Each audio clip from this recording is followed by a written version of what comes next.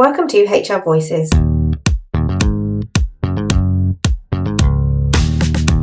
podcast for independent HR and people professionals and the businesses they support. HR Voices is brought to you by the expert team at HR Independence Limited.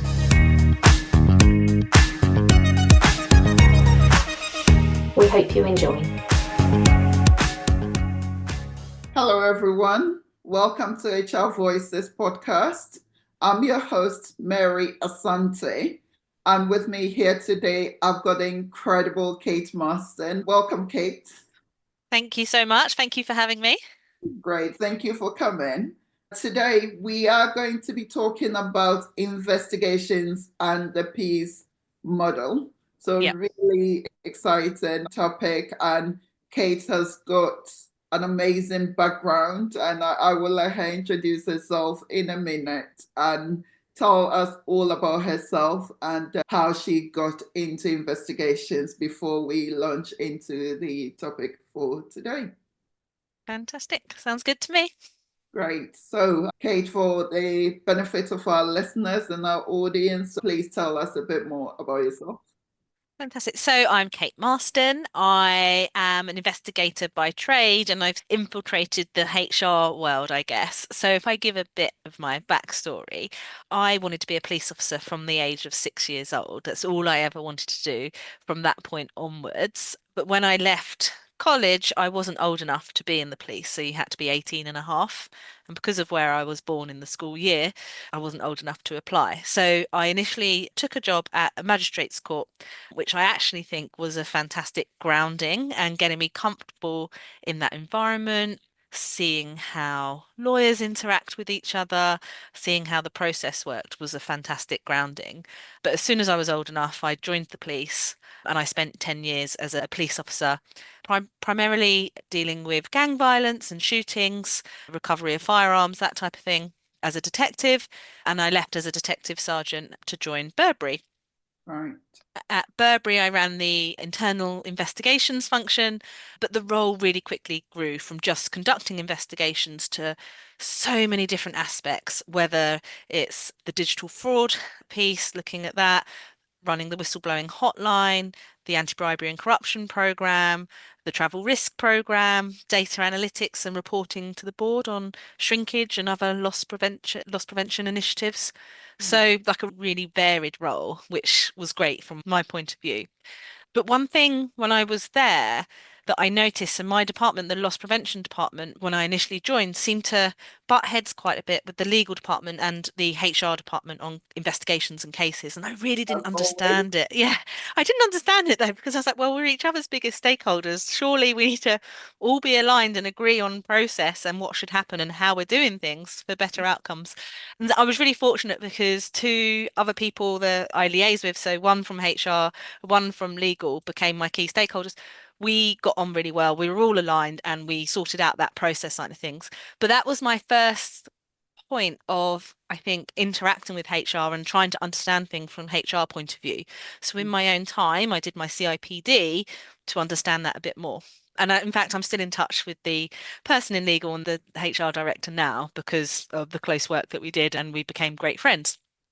So yeah, that's when I first understood more about HR and got involved in that. And then a lot of the things I did in terms of policy writing and that sort of thing always link in with HR.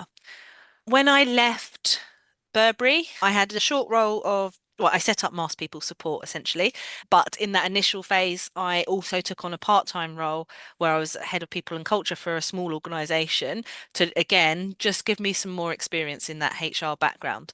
But I very quickly realised investigations was where I wanted to be and MaST People Support was what I wanted to do. So yeah, essentially that's taken me up to today, and we've gradually grown. Ian Marston, my husband, has just joined MaST People Support. We've got some fantastic associates. Yeah, and I love what we're getting to do with MaST.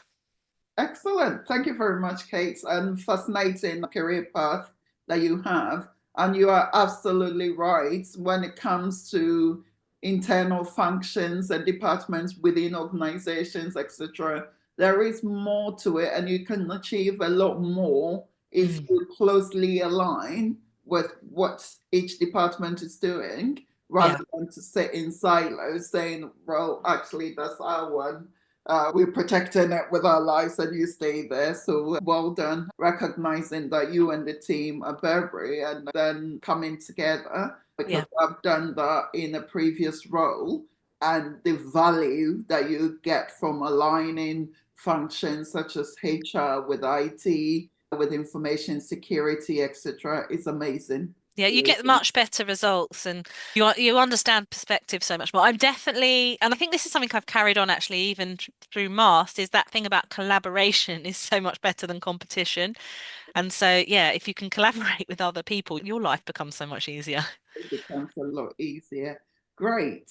So that leads us nicely into our discussion for today, which is really on investigations and the peace model. Yeah. And I think for a lot of people listening in the workplace context, will probably be very much aware of, okay, I was subject to a disciplinary and there was an investigation, and then that led to a whole report being produced, and the outcome, whether I was given a warning or gross misconduct or whatever it is, that the outcome as a result of that would be. Or even sometimes there might be two people who really don't get on in the workplace, and to get to the bottom of why they don't get on, you need to conduct some sort of investigations, etc.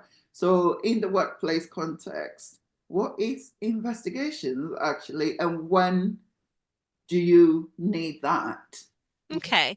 So I guess a workplace investigation is a formal process. Now, when I say that, it doesn't always have to be that formal process from that HR context. So when I say formal process, I guess I'm meaning a structured process where you're looking into concerns, complaints, or allegations that have been made within an organization. And that can include such a wide range of things. So it can include those formal processes. So a grievance has been raised, like you say, about misconduct or bullying, discrimination, harassment, whole host of things. With the disciplinaries, it's the breaches of policies that occur. But I think sometimes investigations can go wider than that as well, in terms of perhaps something's been reported to you from an external organization and you don't actually know what's happened. You don't know if there needs to be a disciplinary. And so I think investigations can be used in lots of different ways within organizations, and it's not just HR that do investigations. Your IT team, in some respects, will be doing investigations when they have these IT incidents, and a lot of the time they'll be doing the investigations to try and get systems back up and running or whatnot. But they may need to also look at who's doing the IT incident or causing an IT incident to remedy that. So health and safety may do investigations, risk, legal, lots of different departments may contribute to investigations in the workplace. And I guess the purpose is to help gather the relevant facts, to speak to people involved to understand their perspectives, and to make findings based on evidence that can help the organisation make informed, fair decisions and to meet any legal and ethical obligations that they have, essentially, in a nutshell. Great. Thank you very much for clarifying that. And I think you are absolutely right. Investigation touches on all walks of life within the workplace, every single function. When there's an incident, to get to the bottom of that incident, and also it's very important. I like the fact that you stress on the evidence-based facts to help make informed and fair decisions. Because a lot of the time when an incident happened or when something comes up, the person at the receiving end can feel quite aggrieved by it all because they don't think it's based on facts, and there's a lot of subjectivity, etc. in it. So it's really good to highlight that point. Yeah. And so the other bit of the jigsaw piece that we're discussing today, then the peace model, Yeah. and how does it come into play when you're thinking and talking about investigation? Okay, so the peace model is actually something I learned back when I was in my first few weeks at Hendon Police Training College. It's basically a framework that you can use when you're conducting an investigative interview or investigation meeting, however you term it. It was developed in the early 90s and it was a collaboration between law enforcement and psychologists in England and Wales. And essentially, it was brought about to try and reduce the number of false confessions that were being recorded due to, I guess, aggressive and oppressive interviewing techniques that may have been, or tactics that may have been used prior to that point. Because ultimately, what's the point of getting a false confession? You're helping no one. And so they looked at creating a conversational and non-confrontational approach to gathering information from the subject of the interview, whether that's a victim, witness, suspect, in that policing environment. Mm. But actually, it gets fantastic results. It's a really well-respected model, and you're starting to see it being used more and more in the business world. And I'm starting to see organizations from other countries, North America in particular, where again, I've done lots of different courses on interviewing, and one that I did when I was in Burberry to understand the sort of techniques some of the team had training in. I did a course, and it seemed to be a step backwards to me in terms of how you were gathering material. Talk of taking a big file in that's not related to the case, but every time you use the word evidence, tap the file. This is not practice that I would want to do as part of an interview. It doesn't seem ethical to me. But I'm now seeing those companies that were teaching that technique now teaching the piece model. So I think it's becoming widely accepted as the best model of gathering information from people and getting the best account from somebody when they need to give you information. Okay, thank you for that. And what the piece model is, can you take us through quickly what the acronyms or the letters each of them represent? Yeah, absolutely. So it's broken down into 5 parts, the word piece. And so part 1 is planning and preparation. So everything that happens prior to you walking into that interview room. Then you have engage and explain, and that's that initial part of the meeting when you're going through that rapport building, you're explaining all the processes and covering off your obligations from that perspective and explaining why you were there. You then gather the account, so the A is account, and within that, once you have a full account, you then need to do the account clarification and challenge. Now, when I say challenge, I don't mean that in a confrontational way, but it's testing that account with some of the other evidence that you may have. But you do that as part of a phased approach because you want to get their account first and then probe that account.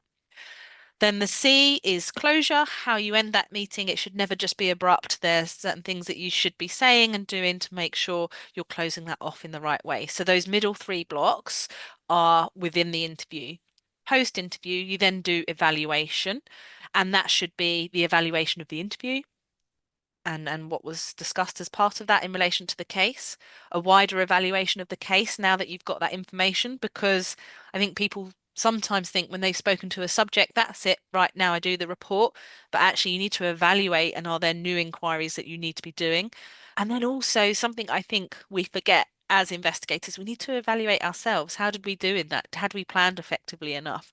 Did we get all the right points across? Have we said things in the right way? Are we asking those open questions? But I guarantee 99.9% of the time, investigators don't take that time to reflect. But yeah, the evaluation piece is really important. Excellent. Thank you very much for walking us through the piece model, Kate. And that's fascinating. And I totally can see why it's becoming a wider model that is being accepted in workplace investigations, etc. And I think to be able to conduct a thorough and a fair investigation, you probably need to go through a bulk of those steps anyway to be able to do it properly. Now, so talk to us about an incident has arisen in the workplace. What steps would you follow or to go through the investigations, etc.? So I guess first of all, it's qualification of that matter. Not everything, it's not the right path isn't always an investigation. More and more, we're talking about mediation, and that's something that we offer as well as MaST People Support because we really recognize the benefits of that. It may be that something's happened to someone and they don't want it investigated. They want you to know about it. That doesn't mean that's the end of the matter. Just because you're not investigating it, you still, as a business, would have steps that you need to take to ensure other people aren't at risk, that this person still isn't at risk, that you've covered off all your duty of care. But it may be that as part of that qualification, the step is we're not going to investigate. From there, if a decision is to investigate, I would suggest having that clear term of reference is your starting point. And this helps you understand the purpose of the investigation and avoid scope creep, make sure people understand their roles and responsibilities, everything like that, all is drawn out in that terms of reference that you can then rely on throughout that investigation. And maybe it's something you need to update as you go along, but it's a really important, for me, step in the investigation process. From that, it's plan. So important. Planning your investigation, making sure all your actions are happening in the right order, that you're not missing anything, and that's a really important phase. Documenting what you're doing and recording is another thing that you need to be doing as you're going along. But essentially, in that planning phase, you'll decide exactly what you're going to be needing to do to investigate that matter and obtain all the evidence that's required. But it's all around justification around that as well, because you may have the theft of a £1 chocolate bar, right? And you have a policy that says all theft is going to be investigated. So you need to investigate that. But are you going to trawl through 3 days of CCTV? Is that proportionate in that case? And so if you're not, it's just about that justification and noting why not and things like that. So in terms of following your internal policies, because if you have a policy that says we investigate all matters of theft, do you actually mean that, or do you need to update your policy? So things like that are a really important part of that process as well, and understanding the landscape in which you're specifically operating in terms of the jurisdiction and the company policies as well. Yeah, and then it's just following the evidence.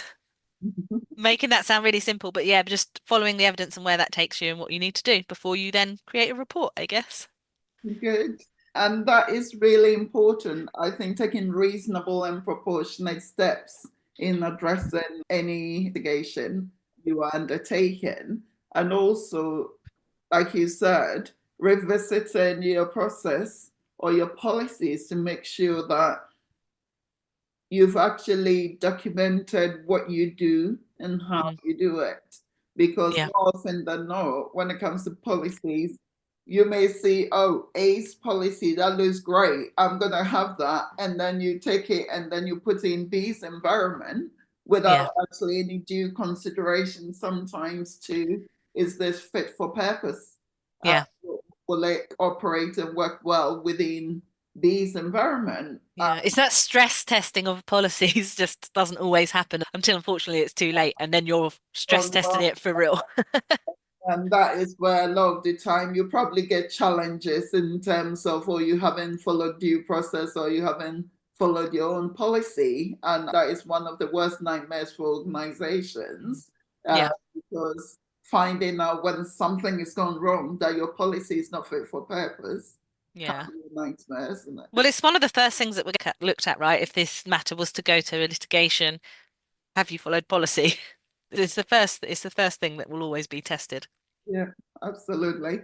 And in terms of when you undergo investigations, normally the people being spoken to in the process can be quite anxious and nervous, etc.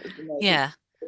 How do you handle that? Well, I think it's really understandable. No matter what role that person is playing, there's an impact of being involved in an investigation, and it is not a nice process to go through. For me, I think it's about the things that you're saying and making sure you're explaining. I think it's about managing expectations, not making promises you can't fulfill.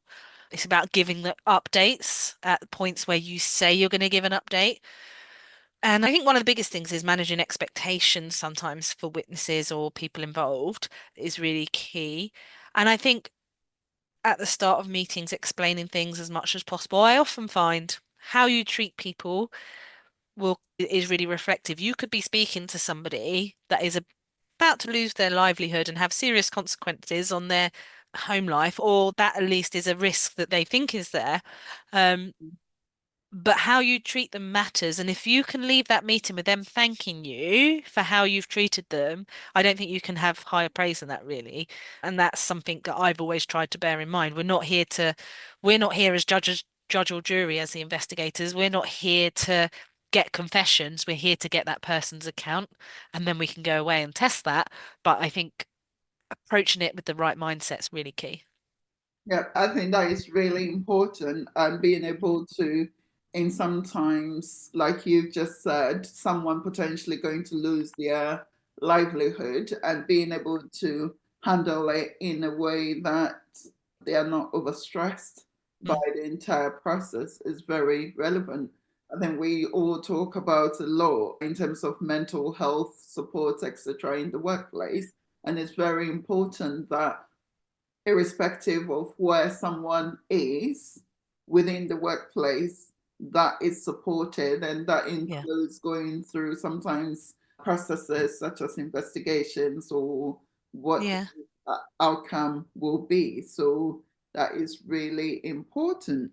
And in terms of who are your key stakeholders when you are conducting an investigation in the workplace? Well, I guess there's so many different stakeholders that you can have for lots of different reasons. And so the people involved in the investigations are obviously one part. Depending on the risks associated with the case, you may find other departments. So if this is something that's going to be hitting the press, you may need to be engaging with your PR team or something like that, maybe legal. You can have lots of different stakeholders. One thing that we always talk about is making sure you understand why they're a stakeholder and making sure that's appropriate, and only discussing stuff on a need to know basis. So, for example, the scenario I gave of PR, do they need to know the ins and outs and the identity of anybody, or do they just need to know this is a potential issue? If asked, please, like, let's work on a statement. And it's thinking about which parts you're telling people and why. And this is where I go back to writing it down, justifying why you're telling people. Because in 2 years, if you're questioned about why you were talking about it with these people, can you remember that 2 years later? So this is why it's really important to write these decisions down.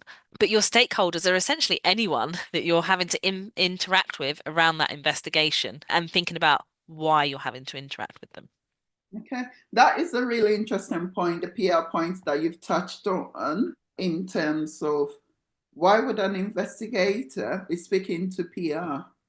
Well, because if something's out in the public domain and it's being reported in the press, there's going to be questions around that. And so that's going to need to be managed appropriately and dealt with appropriately. So, in terms of briefing, if necessary, it's to make sure, A, that you can protect people, right? Because it may be that there's safety concerns over someone. And if you start to see a name coming up in the press, for example, there may be steps that you need to take to fulfill your duty of care around those protection pieces. And so this is where I think there's lots of different reasons. It depends on the case, and it's thinking those reasons through. I don't think there's ever the thing about investigations, however you're talking about it, there's no black and white.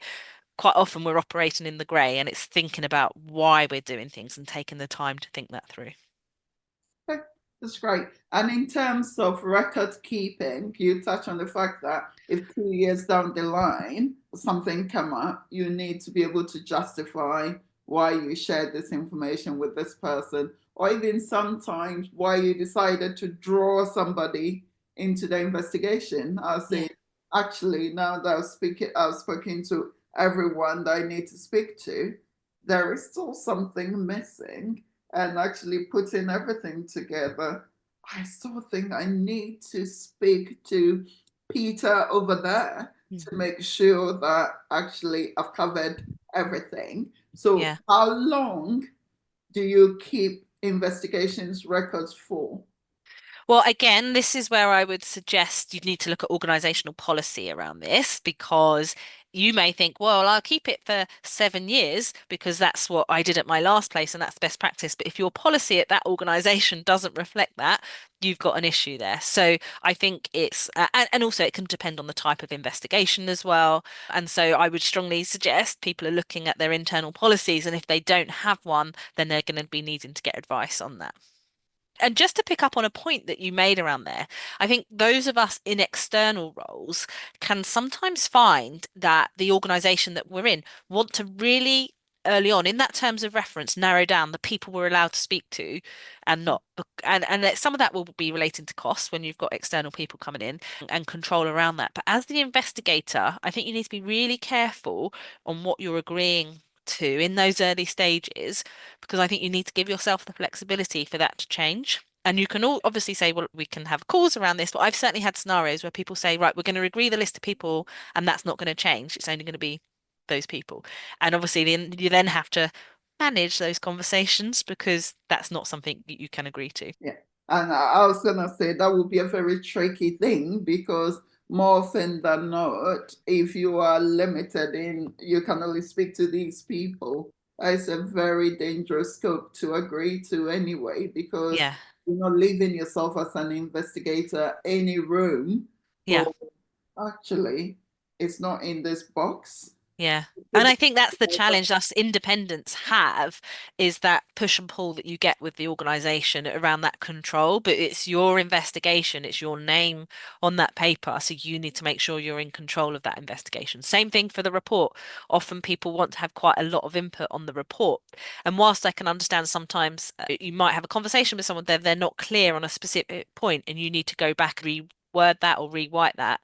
It's still got to be your words, no matter how many iterations you cannot just agree to a lawyer suggesting all the edits and essentially changing the essence of your report because all the iterations are disclosable potentially, and it's you that has to approve it, and it'd be you that's asked questions about that if it did go to court later on.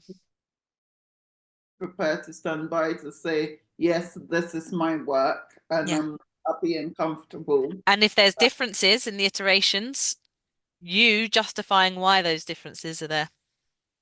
Yeah. So I think as independents, we do have that tricky, we have to have those challenging conversations sometimes. Yeah. And it is really important. I think the key word there is the independent. Yeah. And as an investigator, you almost need that independence, even if you're internal. Yeah. Because again, you cannot just do an investigation and someone goes off and writes a report that's got nothing to do with any of your findings and Yeah. you rubber stamp it with your name, can you? Yeah, that impartiality is really key. And that's actually the word independence is something that I hear people challenging now because they say things like, well, you're being paid by that company. How independent are you?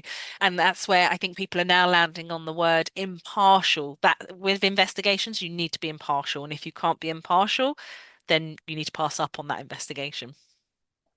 And it is really important because to help your client and to help all the stakeholders involved, you need that impartiality. You need to be able to say step outside Mm. the actual case and take Yeah. a very objective view Hmm. into the evidence that you are gathering it. Remember why you are gathering it, and your role as the investigator stays within that scope. And once you finish your report, you hand it over to somebody, and Yeah. that is down to whoever is sharing that particular, let's say, if it's a grievance, for example, whoever is chairing that, to really Yeah. look at the report and decide how it influences what they are going to do and how they are going to do it. The Yeah. same way, probably if it's to do with theft, you may get to a point where that report could well be handed over to the police to really, again, inform what they are doing, although they may do their own investigations, etc. Yeah.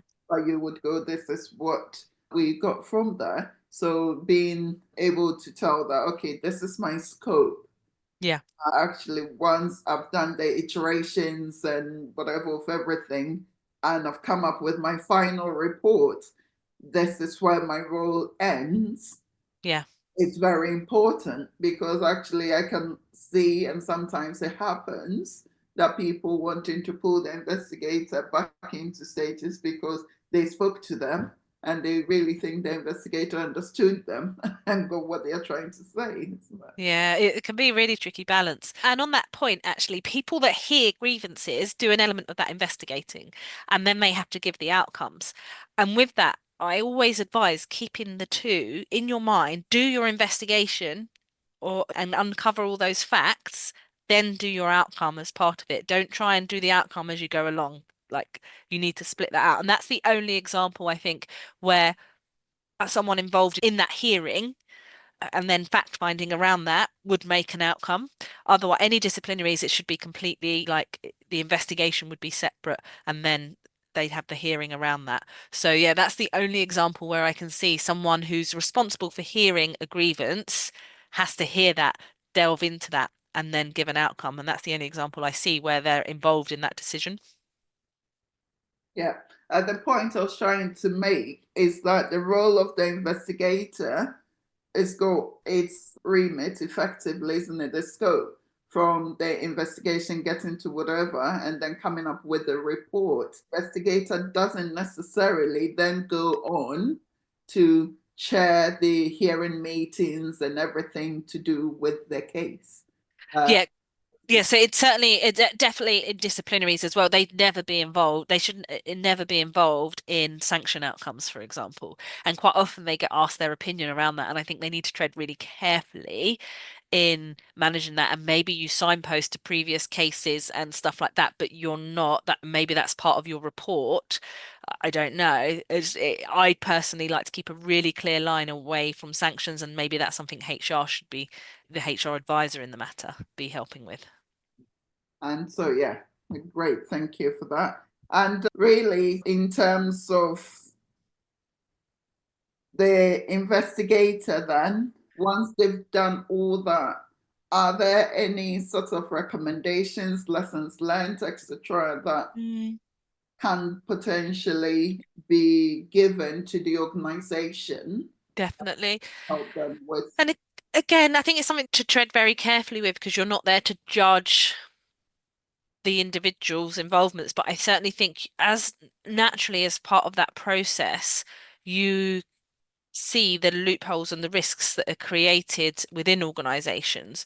And so recommendations around that, and I don't think you own those recommendations, but I think you can suggest that, what an IT team need to look at this risk and come up with the solution. So quite often investigators suggest the remediation, but that needs to be owned, and the solution to that needs to be owned by the department doing it. Because there's no point as the investigator me saying, okay, IT need to do checks every day on this and this, and then they say, well, we haven't got the resources to do that. We don't have that visibility. Like that's just not possible. That's a rubbish recommendation, essentially. So what you need to do is that loophole or the gap needs to be addressed, and then you put that to IT to own and manage the addressing on that and ensuring that is then fed back. Excellent. Thank you very much, Kate. It's been a great conversation, which I think we can probably sit here and go on for a long time about. But we'd love to finish our episodes with fantastic tips in relation to the topic that we've been discussing. So, what would your tips be for our listeners who have tuned in, watching, or listening, thinking, okay, investigations and the peace model, this really sounds very interesting and I can see it in the workplace. Now I understand why this was done this way. Or for HR consultants and their clients listening, next time a case come up and they are reflecting, thinking about investigations, etc., how they go about it. So, yeah. So I guess my tips, and I probably change this every time I speak to someone, but today my top 5 tips would be really clear terms of reference when you're starting out on the investigation. Excuse me. I think having those really clear terms of reference just sets that tone for the entire investigation and gives you something to guide you through and steer you through. So I think that's really important. Plan. I don't think people take the time to plan enough. They're busy, they've got a lot on, whether they're in-house or they're external. I think they don't take the time to plan enough. Taking the time to plan your investigation and your interviews will give you better outcomes. I would say follow evidence, like be really systematic. Look at each thing, whether that's an interview or a document, look how it proves or disproves an allegation and really do that and document all your decisions around that. I think making sure you've got the right people doing the investigations, not just because they're the only person there. Like sometimes it's, oh, well, they're the only person in HR, so they have to do the investigation. Well, are they the right person? Is there a conflict of interest? Have they been sufficiently trained? A lot of the people issues that you're seeing nowadays, does someone have the right approach? Do they follow a trauma-informed approach? Are they going to get the best out of interviewee without causing harm? Like, these are really important considerations. So what training has that person had to do that? And lastly, I just think reflect on what you do as an investigator, because not enough people are doing that. Great. Thank you very much, Kate, for your time and for sharing with us your insights and experience on investigations and the peace model. Thank you for tuning in and for listening to us today. Would love to hear from you. So if there are any topics that you'd like us to discuss on HR Voices, please do get in touch and let us know. And if you've enjoyed listening to us or watching us today, leave us a positive review. Thank you, and see you again soon. Thanks, Mary. Bye.